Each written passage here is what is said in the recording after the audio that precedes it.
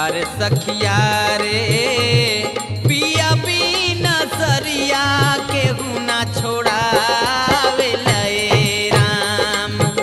अरे सखिया रे पिया बिना सरिया केहू ना छोड़ावे लए राम।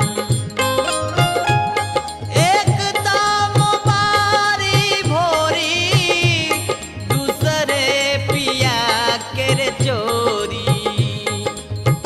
अरे सखिया रे तीसरे बिरग से देंगिया मात लिए राम। अरे सखिया रे